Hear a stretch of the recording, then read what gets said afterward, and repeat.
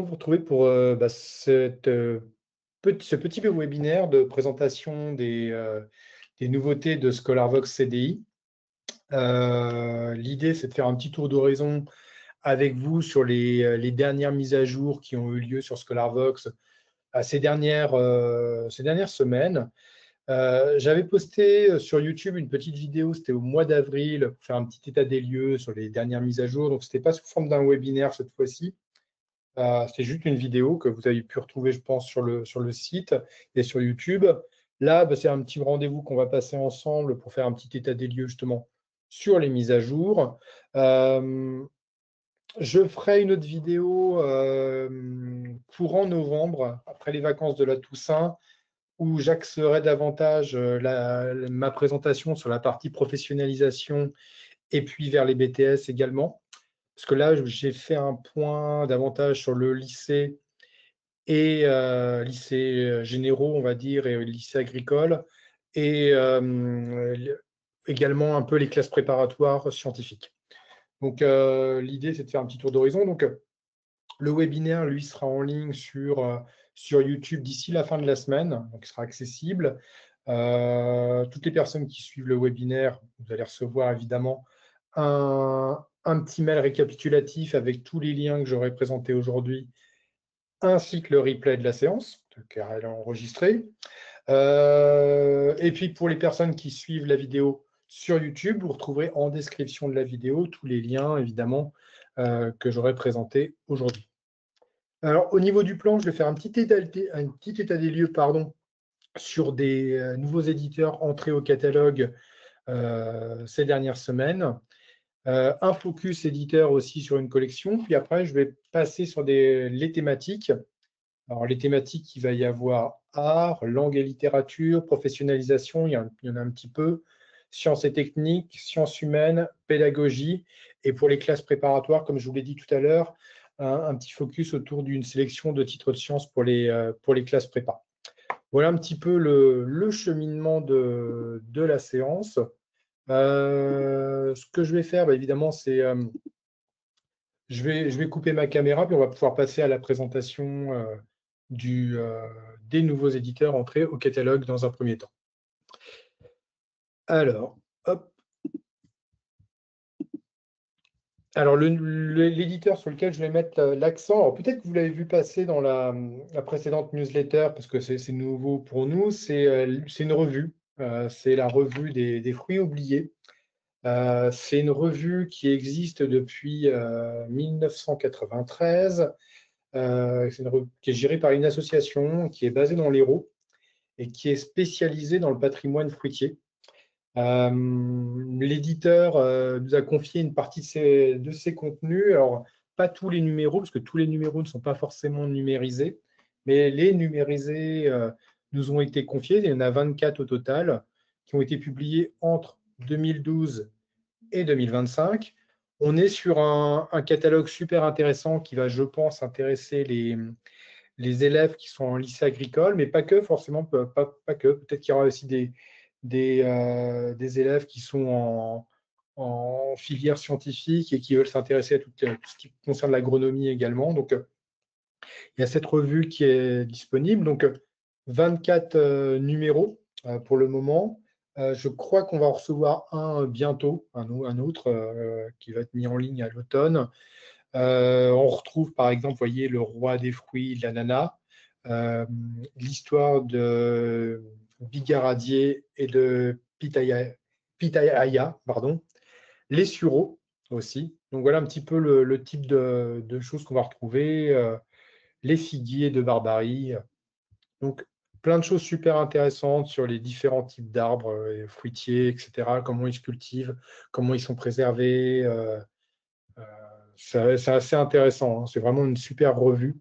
Donc, on est content de les accueillir. Donc, il y a ces numéros qui sont mis à disposition. N'hésitez pas de les conseiller aux élèves parce qu'il y a des trucs vraiment sympas. Autre éditeur qui nous a rejoint, c'est encore une revue. Donc, deux nouvelles revues entrées au catalogue cette fois-ci. C'est le CEREC. Donc, c'est 14 titres qui sont publiés entre 2020 et 2025. C'est une revue qui est publiée par un établissement public qui est le Centre d'études et de recherche sur les qualifications. Et c'est un pôle d'études et de recherche au service des professionnels, des décideurs, des partenaires sociaux et plus largement de tous les acteurs de la formation, du travail et de l'emploi. On a incorporé cette revue avant tout pour les responsables pédagogiques parce qu'il y a des choses qui peuvent être intéressantes. Donc, c'est sur la partie pédagogie qu'on a incorporé cette revue. On a par exemple le premier, le plus récent qui est là, c'est Inégalité scolaire et professionnelle, un nouveau regard. Donc, il y a beaucoup de choses qui ont trait à la formation, à l'enseignement et à l'insertion aussi après l'éducation dans le milieu professionnel. Donc, c'est vraiment une revue qui est intéressante, alors là, qui n'est pas destinée du tout aux élèves, mais plus aux services pédagogiques, aux services administratifs des institutions. Donc, c'est la revue du CEREC. Alors, je vais revenir sur la partie davantage pour les élèves maintenant, après les nouveaux éditeurs. Là, c'est une collection qui est intéressante, publiée chez Ellipse, qui s'appelle Un devoir par semaine, où on retrouve des méthodes avec des cours pour aider les élèves de la première à la terminale sur toutes les matières scientifiques, que ce soit aussi bien les maths, la SVT que la physique-chimie, et avec des choses aussi pour les spécialités SVT, physique, chimie et maths. Donc, il y a quelques titres qui sont rentrés. Alors, c'est génial parce que c'est une collection qui va mettre un cours, qui est chaque semaine de l'année scolaire, il y a un cours avec des devoirs qui sont affiliés à ce cours, où l'élève peut en plus voir son niveau, se perfectionner, etc. Donc, c'est plutôt bien fait pour comprendre le programme. Donc, c'est une collection qui est sympa, sur laquelle je voulais mettre l'accent. Je crois qu'on l'avait mise d'ailleurs dans notre newsletter là, du mois de septembre. Vous aviez déjà le lien, donc je vous le remettrai évidemment dans le petit mail que je vous enverrai tout à l'heure. Donc là, c'était pour la partie Focus éditeur, donc deux nouveaux éditeurs qui étaient deux revues, Les Fruits oubliés et le CEREC, plus cette collection sur laquelle je voulais mettre l'accent, publiée chez Ellipse. Alors, je vais passer sur la partie thématique. Maintenant, on va commencer par la partie art. Et dans la partie art, pas mal de nouveautés ces dernières semaines. On a accueilli plus d'une vingtaine de titres, 21, provenant de 8 éditeurs différents. Donc, en art, évidemment, j'incorpore les arts plastiques, la musique et puis le cinéma également. Donc, il y a une belle sélection qui est proposée. La voici. On a chez Armand Collin l'analyse des séquences, par exemple pour les élèves qui travaillent autour du cinéma, qui est très bien. Un super ouvrage sur la notion de séquence au cinéma. Le mot et le reste nous ont servi pas mal de choses aussi intéressantes dans le catalogue. Alors, plus pour la musique pour le coup. Il y a un bouquin, il est là juste là sur John Coltrane pour les amateurs de jazz. Pour les amateurs de folk, il y a Johnny Mitchell, il y a un super livre sur Johnny Mitchell.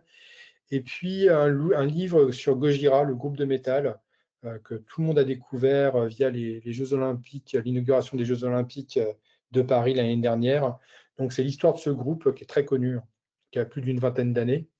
Donc voilà, ça c'était pour la partie musique.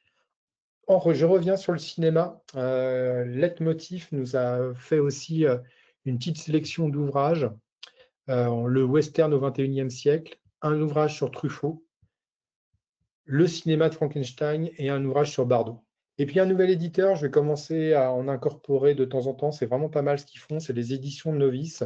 Et là, c'est un ouvrage sur Amy Winehouse qui est disponible. Donc, c'est un nouvel éditeur. Je n'ai pas encore beaucoup de choses. J'espère que ça va arriver prochainement. Mais il y a cet ouvrage sur Amy Winehouse qui est disponible et je vous invite à consulter. Donc, ça, c'était pour la partie art. Passons maintenant à la partie langue et littérature. Alors, j'ai réuni les deux ensemble. Il y avait beaucoup de choses sur les langues, un peu moins sur la littérature en nouveauté cette fois-ci. Donc, j'ai regroupé les deux thématiques ensemble. Au total, ça fait 21 titres comme pour l'art. Et on va retrouver en méthode de langue, beaucoup de ellipses, avec un ouvrage pour les LFLE, Comment ça va, méthode de français pour les débutants. Beaucoup de choses en anglais, on n'y échappe pas. Il y a une méthode TOEIC également. Le russe également, on retrouve de l'anglais. Sur Ellipse, ah oui, un point important pour les langues, beaucoup d'ouvrages pour les premières, pour la préparation pour le bac. Donc, vous voyez, réussir les épreuves orales du bac de français en fiche. Votre coach personnalisé, alors j'en ai plusieurs, hein, du coach personnalisé. Là, c'est pour les premières, également pour les premières en français. J'en ai un petit peu plus bas pour les secondes. Voilà, il y en a 3. Et puis, on continue avec Ellipse, hein, il y a parlé le grec moderne, par exemple, et puis ceux qui veulent apprendre le chinois voyagent en Chine, par exemple. Donc ça, c'est pour la partie méthode de langue. Et comme je vous l'ai dit, j'ai un petit peu de littérature. C'est des ouvrages qui proviennent des belles lettres. Il y a Les Rois aveugles de Joseph Kessel, par exemple, qui a été réédité, un super texte, hein, de Kessel. Pour les amateurs de Tolkien, le rapport entre Tolkien et l'Antiquité, c'est toujours publié aux belles lettres. Et dans la collection des petits latins, pour les latinistes, il y a Antigone l'insoumise et Riche comme Crésus, hein. Pour mémoire, c'est une collection, les petits latins et les petits grecs, il y a aussi ça, qui font des ouvrages bilingues, soit français-latin ou français-grec. Là, c'est 2 ouvrages de latin, par exemple. Donc, ça, c'était pour la partie langue et littérature. Il y a beaucoup de choses, hein. Tolkien et la mémoire de l'Antiquité, très bien. C'est vraiment un excellent livre, donc, que je vous recommande. Mais en tout cas, il y a tous les autres, hein. Il y a évidemment les ouvrages pour votre coaching personnalisé, évidemment, pour préparer au mieux ces cours de français et réussir les épreuves orales du bac de français, évidemment, en fiche. Alors, comme je vous l'ai dit en introduction, je referai une petite vidéo qui ne sera pas sous forme de webinaire, mais qui sera sous forme de vidéo que je mettrai sur YouTube autour de la professionnalisation, donc pour les bacs pro, les bacs techno et les BTS. Néanmoins, j'ai quand même fait une petite sélection professionnalisation aujourd'hui. Il y a 7 titres, hein, qui ont été mis en ligne. Tout d'abord, chez Duno, humidité du bâtiment pour les bacs pro. Pour les bacs techno, ce qui peut être intéressant également, c'est publié chez Ellipse. C'est les fiches d'écriture comptable pour la partie management et gestion au niveau des bacs techno. Et puis en santé, sociale et santé, Fouché nous a fait pas mal de petites mises à jour. Il y a l'ouvrage sur éducateur spécialisé, entrée en IFAP également, et les cartes mentales de DEI. Et dernier petit truc, alors il y en a un autre en bas, mais je reviens, c'est plutôt celui-ci, c'est publié chez l'étudiant, c'est le guide des métiers de l'intelligence artificielle, tous les métiers qui peuvent être faits aujourd'hui via l'intelligence artificielle, avec des débouchés qui ne sont pas forcément que dans l'informatique. Donc ce guide est vraiment très bien. Ils ont fait un bon boulot, l'étudiant, pour expliquer ce qu'est l'intelligence artificielle et les débouchés possibles pour les jeunes.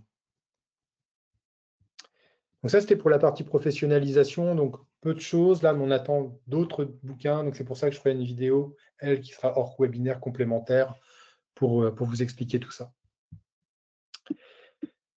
Sciences et techniques, alors pareil, hein, une belle petite sélection en sciences, 16 titres qui représentent 8 éditeurs au total. Le premier, c'est Duno. Duno a commencé à nous ouvrir les vannes vers la collection Duno Poche. C'était en début d'année. Collection de culture générale qui est vraiment excellente. Et il y a quand même quelques titres scientifiques, hein, chez eux. Il y a Pourquoi la tartine tombe toujours du côté du beurre, donc la loi de Murphy expliquée à tous. Et puis un ouvrage qui est vraiment très bien de Stéphane Klein, qui est Un caprice du néant, les mystères de l'univers. Donc c'est dans la collection Duno Poche, c'est de la très bonne vulgarisation scientifique. Et ça, je pense que ça peut intéresser pas mal d'élèves. Quai aussi. Alors Quai nous a fait des belles mises à jour. On a eu 4 nouveaux titres rentrés, donc là, qui vont intéresser les étudiants, enfin les élèves pour la partie sciences et vie de la Terre et les élèves en lycée agricole. Donc tout d'abord, il y a la conservation des aliments qui a été proposée, comment partager l'eau en France, gluten, alimentation et santé, et un ouvrage élevage et pâturage sous tension également. Un ouvrage sur la pisciculture aussi est accessible, là c'est chez EHS. Je reviens sur la collection coach personnalisé, j'aurais peut-être dû l'isoler, mais là on est, ça aurait été trop mélangé au niveau des disciplines. Mais là c'est coach personnalisé pour les terminales, pour les spécialisés en SVT et pour les secondes également, SVT également, tout ça c'est chez Ellipse. Donc, il y a encore du Ellipse avec 1905, l'année miraculeuse d'Einstein, un peu d'informatique, et un ouvrage sur lequel je voulais mettre l'accent, enfin deux aussi, qui sont publiés au Cavalier Bleu. Il y a les rebondissements du vivant, heures et malheurs de la biodiversité, des origines à demain. Et puis un super bouquin aussi qui fait partie également de mes coups de cœur de ce mois-ci, c'est Idées reçues sur les mondes ruraux, le rural des vaches et des champs, qui est excellent, donc que je vous recommande. Donc ça, il y a d'autres choses pour la partie scientifique. De toute manière, vous recevrez dans le petit mail que je vous enverrai le lien pour aller voir mes sélections de nouveautés. Sciences humaines, gros catalogue aussi. Alors là, c'est 39 titres autour des sciences humaines. Donc, sciences humaines, ça regroupe la géographie, l'histoire, les sciences économiques et sociales, la philosophie. En sciences humaines, 39 titres pour 11 éditeurs. Armand Collin nous a proposé quelques titres intéressants. Il y a La France du début de la Troisième République, l'Italie fasciste et le monde grec. Donc, il y a cela. Duno aussi, donc les ABC de l'économie, et on retrouve mes Duno poche là. Donc, je vous ai parlé tout à l'heure avec en sciences sociales davantage la trame conjugale et le cœur à l'ouvrage.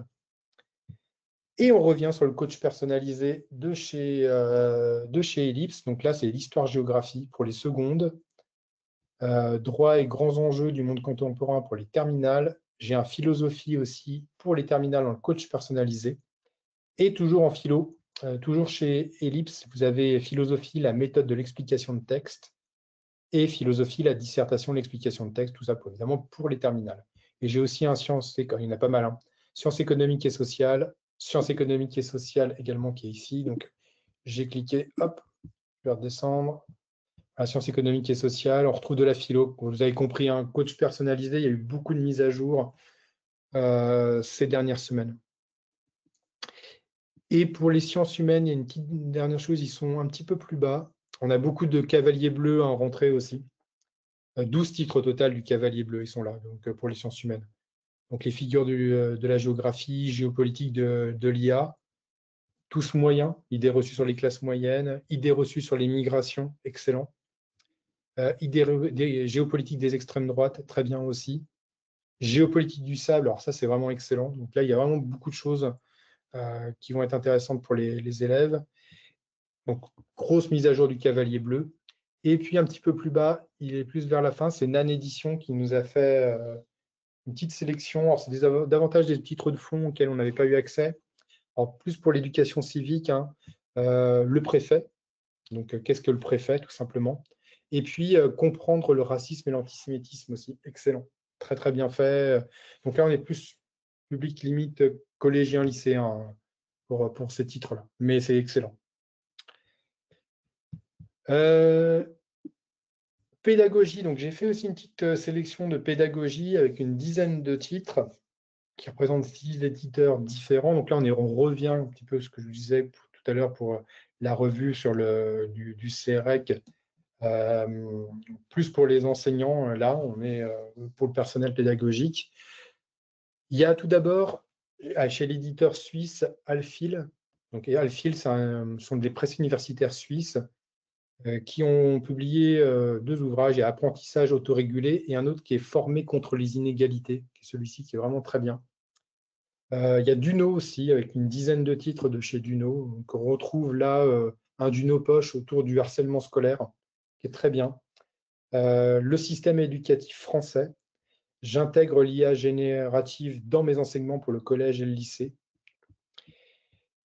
Et puis, autrement, il y a d'autres livres qui sont pas mal pour que chaque élève compte. C'est publié aux éditions de l'Atelier. C'est un titre un peu plus ancien qui doit avoir 2 ans, mais auquel on n'avait pas accès. Alors, le bilinguisme aussi, qui est pas mal. Et puis, chez Magellan, la lecture à haute voix expliquée aux enfants, qui est très bien également. Donc, puis soutenir la motivation du personnel scolaire également. Et c'est publié celui-ci aux presses de l'Université du Québec. Donc, en pédagogie, il y a des bons petits ouvrages là. Je pense qu'ils vont intéresser aussi bien les documentalistes que les enseignants. Donc, n'hésitez pas à partager ça auprès des équipes pédagogiques. Et pour terminer, c'est la partie justement prépa. prépa scientifique. Donc là, on est sur un gros morceau. On a 35 titres pour les prépas scientifiques. Donc il y a 5 éditeurs. On va retrouver principalement du Duno et surtout du Ellipse. Donc Ellipse, c'est énorme. Alors Duno, on va retrouver dans la collection J'intègre, vous voyez, maths et informatique pour les BCPST2. J'ai le PCPST1 avec méthode et exercice. Vous voyez, le tout en un également. Et puis, on rentre dans Ellipse, on n'y échappe pas. Donc, Ellipse, énormément de choses pour les classes préparatoires. Je pense qu'on est quasi à jour. J'ai peut-être encore quelques ouvrages qu'on doit traiter avant de les mettre en ligne, mais grosso modo, pour les classes prépa, on est à jour là, de chez Ellipse pour les prépas scientifiques. Donc, le PCSI pour la prépa sciences physiques, un ouvrage sur l'électromagnétisme également. Pareil, les méthodes de maths, PC, PSI, PT et PC, PST, beaucoup d'initiales, désolé. Question de maths aussi pour les PSI.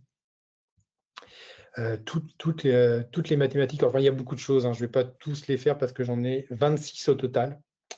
Mais en tout cas, je vous enverrai le lien et pas mal de choses intéressantes. Donc ça, c'était pour la partie Ellipse. Et le petit dernier qui est là, c'est pour les classes prépa scientifiques, c'est l'expérience de la nature, le programme des sessions publié chez Studirama. C'est l'édition pour 2026, hein, pour les sessions 2026-2027. Voilà, donc de toute manière, je vous enverrai les liens, évidemment, pour que vous puissiez aller voir l'ensemble des sélections que j'ai présentées aujourd'hui. Il y avait beaucoup de choses. Un programme assez chargé. Comme je vous l'ai dit, je ferai une petite vidéo récap sur les ajouts qu'on va faire autour des bacs pro, des bacs techno et des BTS, parce qu'on a pas mal de nouveautés qu'on est en train d'intégrer et que je pense qu'elles seront en ligne pour les vacances de la Toussaint. Donc, je ferai une petite vidéo après les vacances de la Toussaint. Je ne ferai pas forcément un webinaire à cette occasion, mais vous retrouverez le lien de toute manière sur la page d'accueil de ScholarVox CDI vers cette vidéo. Il y aura le lien aussi pour celle-ci. En tout cas, je vous remercie beaucoup de votre attention. Je vous envoie dans la journée le petit mail récap avec toutes les sélections qui ont été faites aujourd'hui. Il y a du lourd, il y a vraiment des choses très bien. Vous retrouverez le webinaire la semaine prochaine sur YouTube avec tous les liens en description de la vidéo. Et puis, si vous avez des questions sur le catalogue, n'hésitez pas à revenir vers moi par retour de mail. J'y répondrai avec plaisir. Voilà ce que je pouvais vous dire. Donc, je vous dis à très bientôt. On fera peut-être une petite séance, peut-être à la rentrée de janvier, et je ferai des petites vidéos entre-temps qui seront disponibles uniquement sur YouTube. Voilà, je vous remercie beaucoup, et puis je vous souhaite une bonne journée, et je vous dis à très bientôt. Au revoir.